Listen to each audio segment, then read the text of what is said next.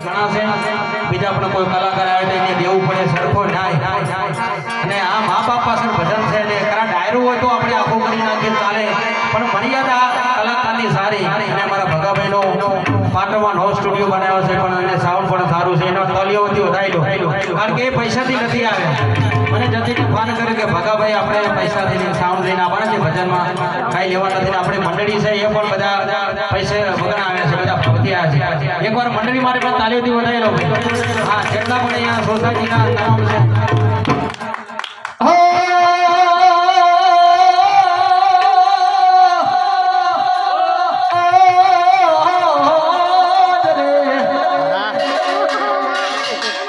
Oh